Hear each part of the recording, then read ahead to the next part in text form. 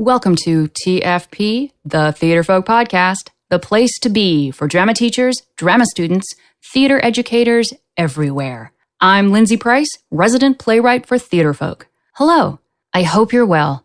Thanks for listening.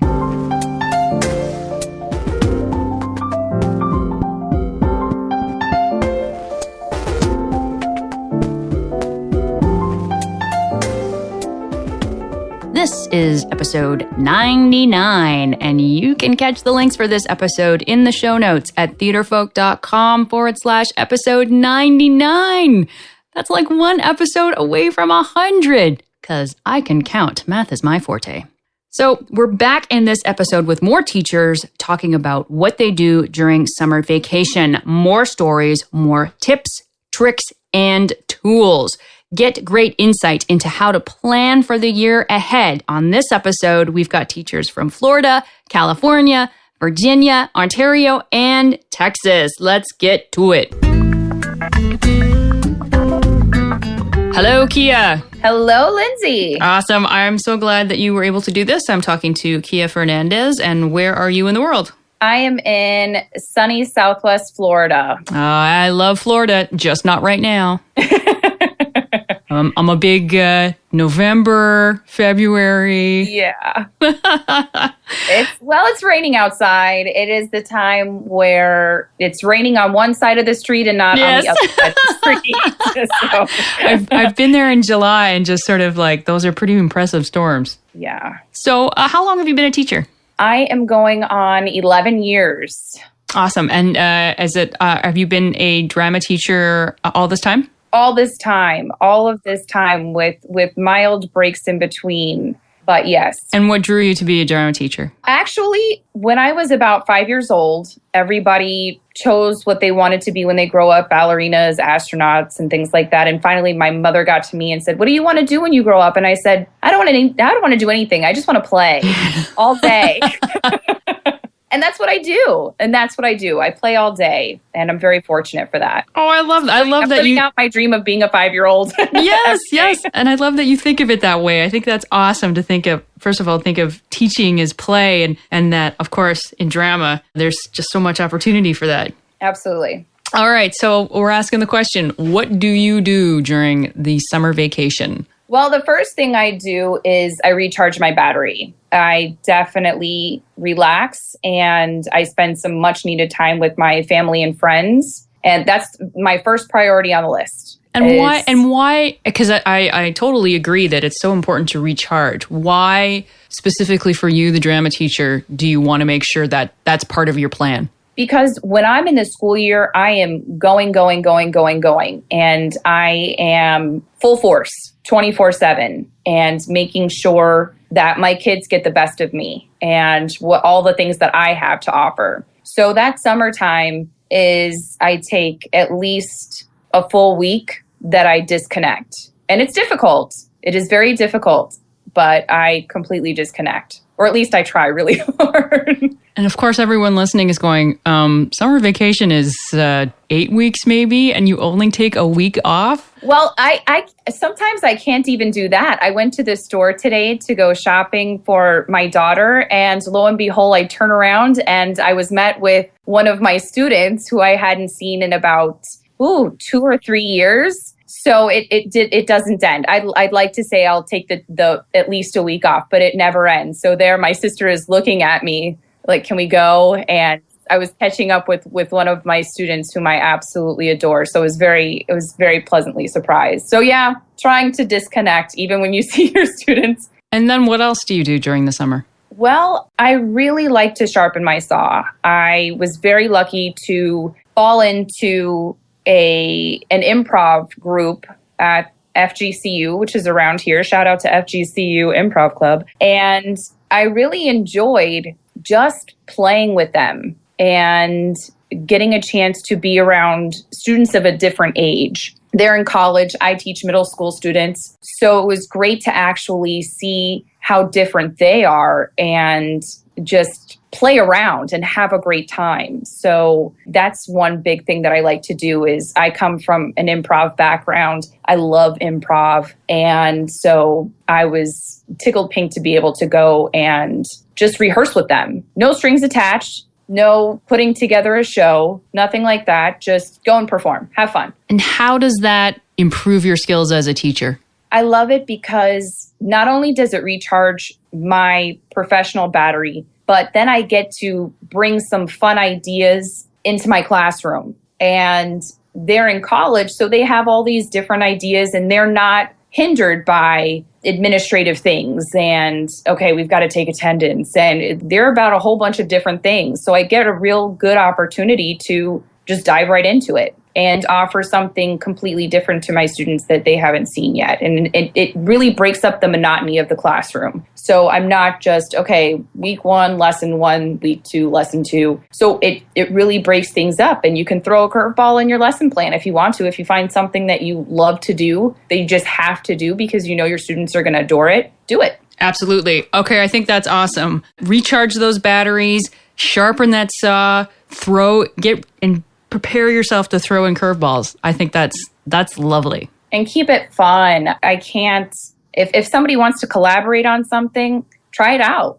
Just have a blast. And that's kind of my take on life, period, is just have fun. I mean, life's too short. So do it up. Awesome. Thank you so much, Kia. That was great. Thank you, Lindsay. Have a great summer. You too.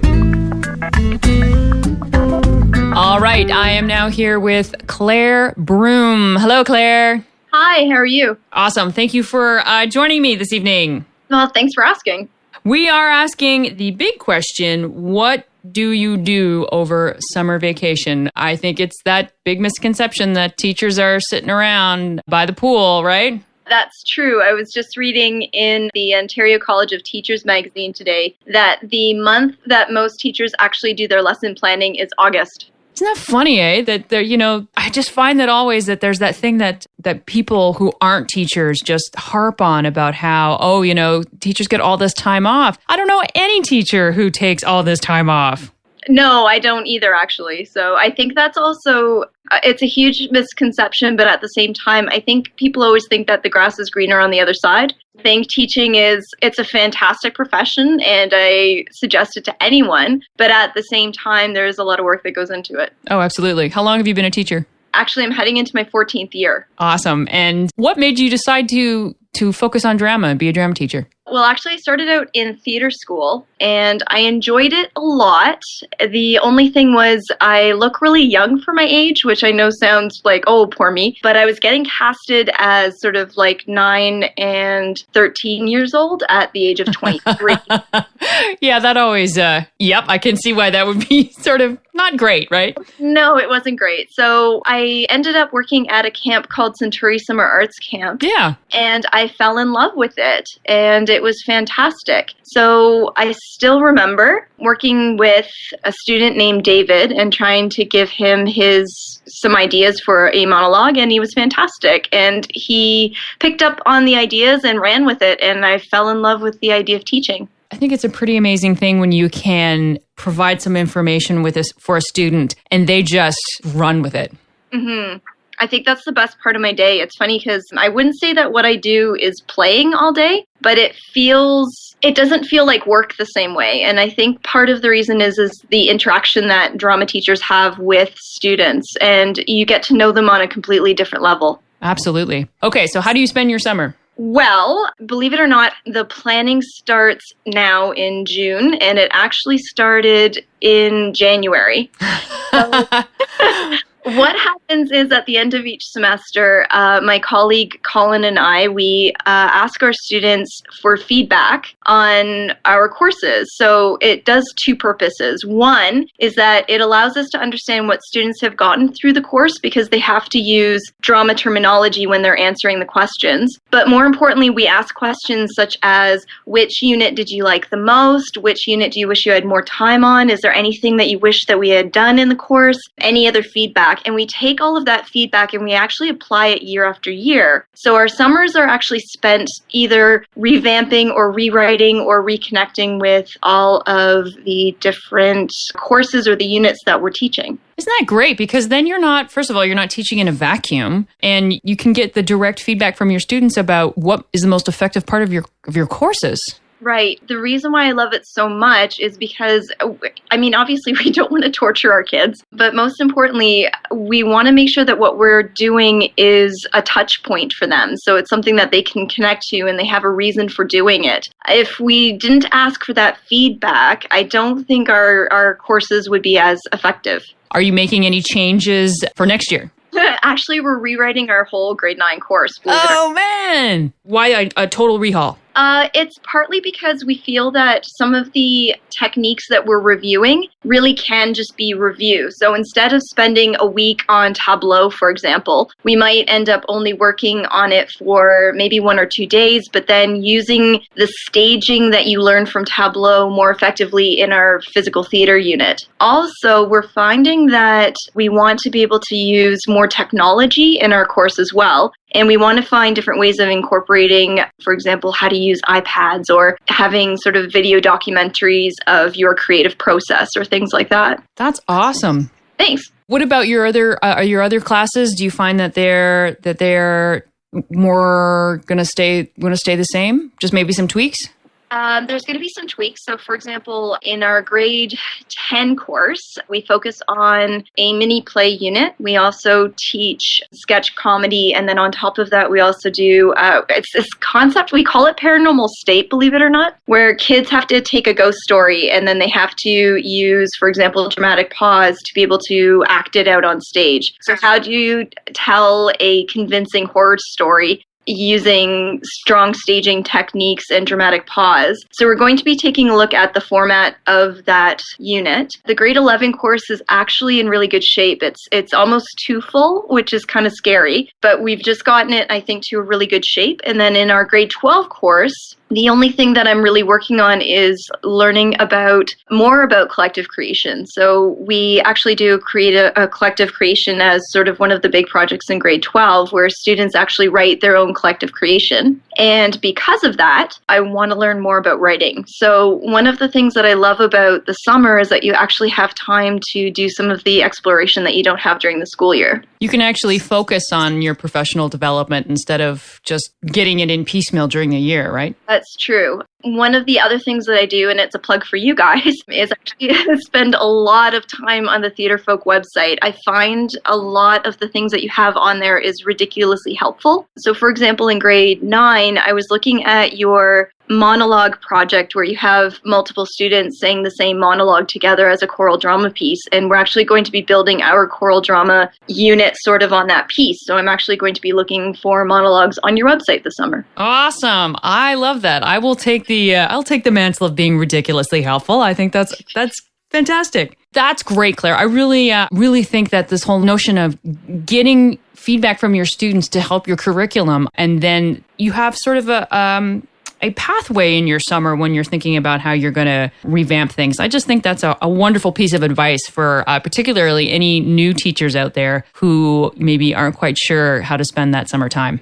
That's great. I think also it just really helps clarify for you what the students are getting out of your course. And also, if they really felt that they needed more time on something, that you should validate that, because it's their creative process and they're probably the best judges of it. Fantastic. Thank you so much for sharing. Okay, thank you. Awesome. Okay, and right now I am talking to Gina Aspen. Hello, Gina. Oh, how are you? I'm great. So tell everyone where in the world you are. I am currently sitting in my house in Wiley, Texas, but I teach in Plano, Texas. And is that north, south, east, or west Texas? That is in the metroplex of DFW. Perfect. I got that. I know exactly where that is. Been there. And you were just saying you are just coming up to the end of your school year. Yes, tomorrow is the last day with students. And it sounds like that's a good thing. Although I am teaching a summer camp this summer, actually 2 different summer camps, and that starts next Friday. So it's I see them in a week anyway, so it's really not like I'm getting rid of them. Well, it's the perfect segue into we're asking teachers, what do they do on summer vacation? And so you go straight from teaching all year to working at a summer camp. How come? Because for me, I continue to learn. And the more I learn, the more I can teach my kids. Plano ISD, this past summer was the first summer that they had actually provided a camp for the middle schools, but they had been doing one for the high schools. And so this summer, I'm actually going to be working both the high school and the middle school camp. And they bring in directors that are not part of PISD to actually be the directors of our shows. And then those of us who are PISD employees can then be assistant directors. And so, it's 1 week. And then by the end of the week, we'll put on a 1-act play. And, we can get to see everybody's different directing styles and the way they interact with the kids and different ways of cutting a show and all of that fun stuff. And it's like, I just try to learn as much as I can from everybody so I can take that to my own students whenever we hit 1-act mode, which will be in the spring. Well, and what a great experience for you to just sort of, to not be, sometimes it's not a bad thing to not be in charge, isn't it? Oh my gosh, it's so nice not to be in charge. It's like, hi, I don't have to make that decision today. Haha, I'm the assistant. Why don't you go talk to them? And also for me, what I find really fun and interesting is it's Plano-wide. We've got 13 middle schools, 5 high schools, which is 9, 10, and then 3 senior highs, which is 11, 12. Holy cow. And so, so there's like Plano East, Plano Central, and then Plano West. And it's just, when we come together at camp, it's just Plano ISD. And so East Side kids are working with West Side kids, working with Central kids, and it's just a true theater family. And so I get to work with kids from all over the district. And then during the school year, when I go and see their shows, they're like, Miss Gina. And I'm like, hey, I had you during summer camp because you used my first name. And they're like, Miss Aspen. I'm like, you're my actual kid. So it's just fun because then I end up with students literally all over the district. Does that change things a little bit when you go into competition, when you actually have some connection with students from other places? I think so, yes. This past summer was the first summer that I had worked camp, and I did the high school camp. And then when I'm in the transition period of I worked at one middle school for 10 years, which was a West Side school. And then my current school I've been at for 4 years now, and it's East Side. So I have students, 2 of the senior highs in our city. And as I would go to one senior high, I would see kids that I had from camp who they were together during the summer. And so they're friends regardless of what their school rivals are. And so 1, they come to support their friends, but 2, they do kind of come to check out the competition and see where they are, comparatively speaking to the other schools. But ultimately they're there to support their friends who are on stage, which is, a beautiful thing. Well, it gets to that whole notion of the thing that we try to teach students about community and working together. And it's sort of it's in practice, isn't it? When you bring everyone together from all these different places and say, okay, now we're a family. Yeah. My middle school, and there's one other middle school, we feed into the same high school. And 2 years ago when we were competing for 1-act, because lately middle schools have been on a rotation for 1-act, and we hired a person to come in and critique both of our shows.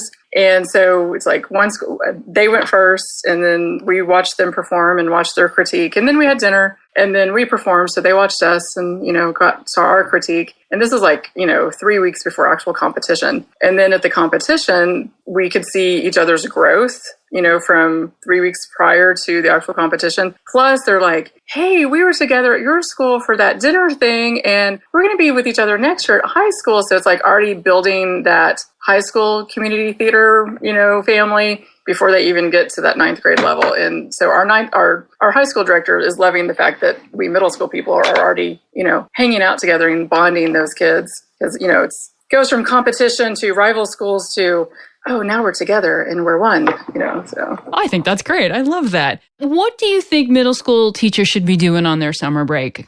Reading scripts, which it's like, hi, I'm a mom of 2. And sometimes that's not always the best thing to, hi, nobody got time for that. But I try to get at least one script read a week, if not, one every 2 weeks, just so I can keep myself fresh on what's out there and what do we want to do next year? Or, ooh, maybe the year after that, or maybe the year after that. Like your script, TikTok, I had read, I think 3 years ago or 4 years ago, and it had just been sitting on my shelf forever. And then last year when we competed, I'm like, finally, I have the cast that fits that show. So, it just depends. You just continue to read stuff because you never know if you can cut things down for a duet scene. If they're, for me, I teach speech as well. So I'm in charge of speech competitions. So I'm like, oh, I could take that for a duet scene, or, oh, that'd be great, die high or whatever. So read. And then also the other thing I would say is be involved in whatever state theater organization, educational organization you have. Like for TETA, we have a summer camp just for teachers. It's like, and I'll just say that TETA is the Texas Educational Theater Association. Thank you. I should You're have said that. But when I first became a teacher, my major was English. I had never done speech and theater or anything, but I'd taken the classes at college, took a test, boom, I'm certified to teach. Theoretically. And so when I walked into my theater classroom, which is what I was hired to teach, going, okay, I've never done this. Even in high school, I was not a theater person. I was a band person, but I loved all of my classes in college and I totally fit in with everybody. So going to summer camp, for the TTA held Theater Fest, I think is what it called for, the summer or something, whatever it is. But I just, was a sponge and took those lessons that I learned there, tweaked them for myself and what would fit my classroom. And so, again, just learn as much as you can and get ideas and steal things, borrow things, tweak things. Just like I said, be a sponge. It's all about just getting better, isn't it? Yes, always. I call it being a lifelong learner. I think that's an awesome thing to be and an awesome thing to aspire to, too. Thank you so much. Giannis, this was just great. I really appreciate you taking the time. Okay, I am so happy to now be talking to Krista Vogt. Hello, Krista. Hello, Lindsay. Thank you so much for doing this. Thanks for having me. And tell everybody where you are in the world. I am in Norfolk, Virginia, United States, and I teach in Virginia Beach, Virginia. Awesome. And how long have you been a teacher? My first round was 12 years, and I took a few years off, and this is my first year back full time. And how is that? It has been great. I've had really great perspective coming back in after a hiatus because I got burnt out. So it's been good. Yeah. Do you feel that when you made the choice to come back, it must have been really rewarding to go, okay, this is the place I was supposed to be? Yes, it was as sure as I knew it was time for me to take a break. I was that sure when I came back that this is what I should be doing. And I think this segues really nicely into what teachers, we're asking the question, what do teachers do during their summer vacation? And time again, the drama teachers I talk to, they are so gung-ho and like a freight train during the year. Yes. And that when summer hits, you got to be careful, right? Yeah, I think that I've always looked at the summer as an extended weekend. Friday is the June, Saturday is the July, and Sunday is the August. So I love that. Yeah, it's always, because Friday you work, but then Friday night you're free. So part of June you work, and then part of June you're free. And Saturday is big in play, and then Sunday you start getting your head wrapped around going back to work. So it's just an extended weekend, really. It's a good way of looking at it. And also it's an organized way of looking at it so that you're not, getting to that week before school and sort of panicking about breaking out. Yeah. Yeah. But what needs to happen and the preparation for the year. So what kinds of things do you do during the summer? It depends on the summers. Early on, I did nothing, and I quite honestly think that was a problem. I sort of thought of the summer as no more work instead of a break to do something different. So it seemed harder to go back to work in the beginning. But now I'm either writing curriculum or I'm in a play, visit with family. I think it's really important to do something completely non-school related so you feel that you are actually getting a break, especially in July on that Saturday where you can just take that month to play. Do you think it's important for drama teachers to sort of step and be on the other side of the line, as it were, and to act or do set design or stage manage or like just do something that's the active part of being in theater? I do. I think it brings a heightened sense of relevancy to your classroom. I think the moment I start saying, I was in a play once, I think it's time for me to do a play again. And if I were a designer, it would be the same thing. I designed 20 years ago. It just kind of strengthens the validity to what you're teaching your kids. However, not every teacher is or was a practicing artist before they became teachers. And if they're not, I think the way that you can approach it then is to flip it and become a student in the summer, take a class in design, take an acting class, just to keep yourself fresh. Absolutely. I think that's what it all comes down to, so that when you're going back year after year, you don't get that burnout. Yeah. Awesome. Thank you so much. This has been such a great experience, and it's really been wonderful talking to teachers and seeing what they do, and also sharing it with other teachers, and particularly those first timers who, I'm sure there's a lot of them out there who are like, summertime, woohoo! And yeah, I think that changes pretty quickly. Yes. Thank you so much. Thank you. Hello, Valerie. Hi there. Hi, how are you? I'm doing great. Awesome. So I am here with Valerie O'Riordan. And Valerie, tell everybody where you are. I am in San Francisco at Archbishop Riordan High School. Awesome. So let's just get right into it. When school is over, when you are done school, what are some of the things that you do as a teacher over summer vacation? I get back to my pleasure reading, and I do some work on my lessons because I'm updating a class. I'm kind of creating a new class this summer, so I'm doing work on that. Yeah, you said that you were actually like creating a new curriculum for this playwriting class?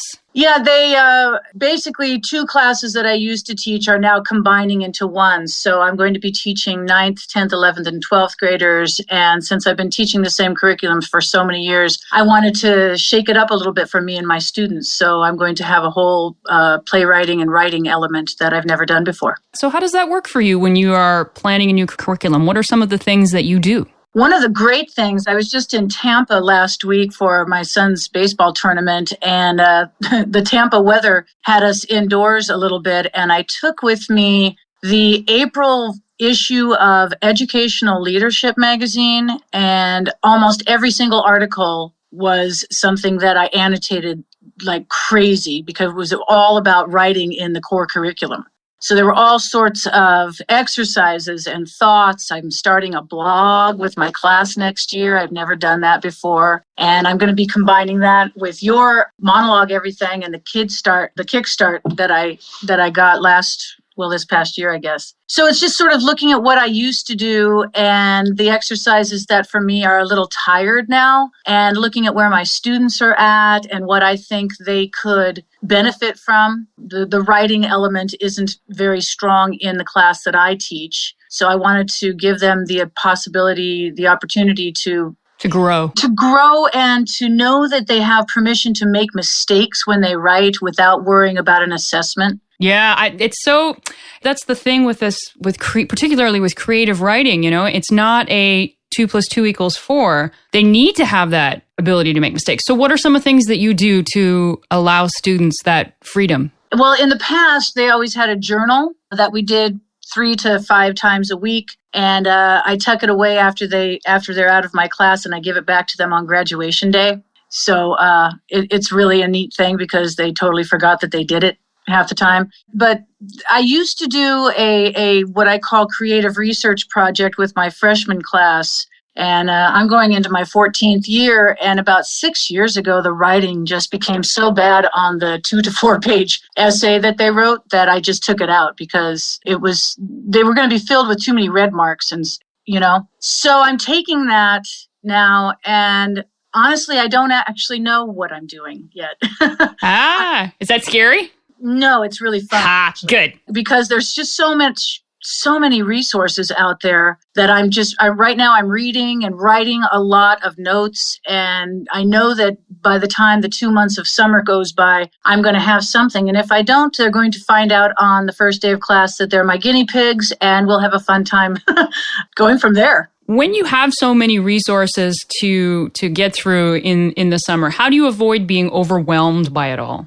Well, this past year, all of those wonderful little emails that you would send with this kind of exercise and these kind of writing prompts, I have a big box in my office that's called curriculum. And I would print those out and I would just put them in that box. So in the next month, I'm going to get that box out. I'm going to get a few different magazines that I've annotated. And it's going to be, I think my students would be able to do this. This one is going to be down the road. I'm just going to, I think, really pick and choose. And I just love the idea of doing that. And the students really tend to gravitate toward when they think that their teacher doesn't really know what they're doing. You know, I have a bigger master plan, but I am going to tell them this is the first time I'm doing this and we're going to learn it together. So that's what I do. I kind of just pick and choose different exercises that I think are going to speak to them. Yeah. And I mean, it's not a bad thing to do to let your students know that you're all in the same boat learning together. Absolutely. You know, because why not shake things up for yourself too as a teacher? Exactly. And they do love that. They love it when you make a mistake, either, you know, a verbal typo or something on a handout or whatever. But they really tend to like the fact that I tell them, you know, in the bigger scheme of things, I know what I'm doing. But in the smaller minute to minute, lesson by lesson, sometimes I'm like, you know, I've never done this before, so let's see. And you're going to teach me. I'm not just the only teacher in this classroom. You guys are going to teach me whether it's successful or not. Well, and what a great way that to solidify something for a student when they become the teacher. Right, exactly. It empowers them. And then the other thing that you told me about is that you are, lifelong learning is really important to you. Yeah. And that where are you going next year? Next summer, I'm going to Athens to study for 3 weeks with colleagues that I haven't met yet. Going to Epidaurus and all of the places that I've been teaching for years and years and years, I'm going to be able to walk on that ground. And it's actually a playwriting. I had the choice of choosing between the playwriting and the acting. And when I went to London a few years ago, I did the acting part, but I got to tell you, I was so out of practice of learning lines that it didn't get in my way, but boy, was it a nerve-wracking type of thing. So I decided to go the playwriting route this time so I won't have to worry about learning lines. I can't imagine. And what a great thing is particularly if you've been teaching Greek theater and all the basics of where we all come from with drama and then actually go and stand in those amphitheaters. I'm so excited. And I'm raising funds through GoFundMe. And one of my drama moms suggested that I do that. And I'm already halfway to my goal. Oh my God, that's great. I know. It's amazing. So because of this is very important. Why is it important? Why should teachers never stop learning? Well, I don't know. Part of it for me, I always loved school, so it's no surprise that I ended up being a teacher. But I think it's important to tell my students that, you know, to let my students know that I like to continue to learn and that what I'm teaching them comes straight from the source and that I've been there and I've touched it and that they can go out into their world after they graduate and create their own future. What a great thing to give them. I love that. Thank you so much, Valerie. That's wonderful. I'd love to hear about what teachers are doing, and I'm really glad that you were able to share this with us. All right. Thanks so much, Lindsay. Awesome. Thanks. Take care.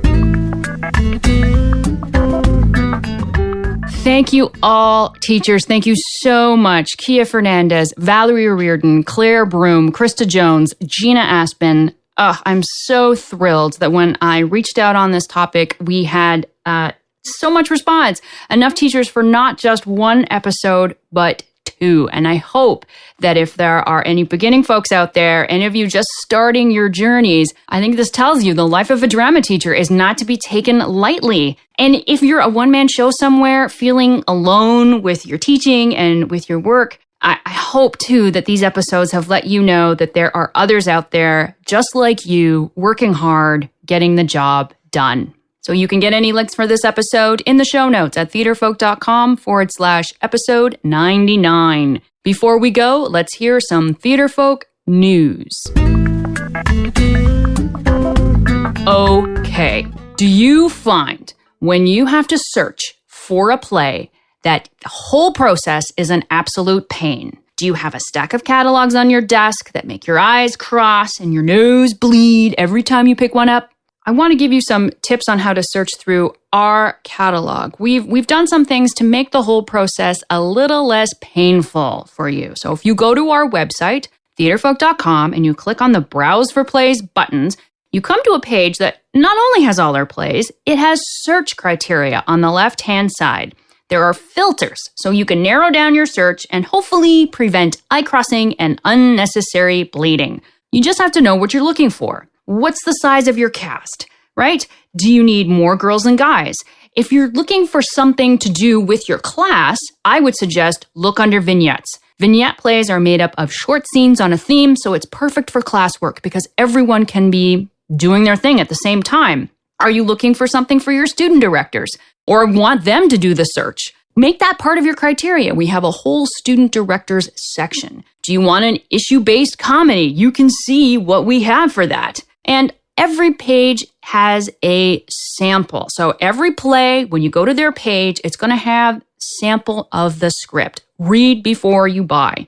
We want you to get a play that's going to be specific and useful to your situation. We don't want you to be buying plays that, it may work, it may not work. We want you to have a great, great library. And we want one you're going to put on, one that is perfect for you. And if you're really stuck, get in touch with us. Call us, 866-245-9138. Email us, tfolk@theaterfolk.com. Email's always going to be more efficient because not only can you outline exactly what you're looking for, we can take our time so that we make sure our examples and the suggestions that we have are, again, perfect just for you. Yes, there are real live people here at Theater Folk Global Headquarters. No robots. We swear. Finally, where can you find this podcast? We post new episodes every Wednesday at theaterfolk.com and on our Facebook page and Twitter. You can find us on youtube.com/theaterfolk. You can find us on the Stitcher app, and you can subscribe to TFP on iTunes. All you have to do is search for the word Theater Folk. And that's where we're going to end. Take care, my friends. Take care.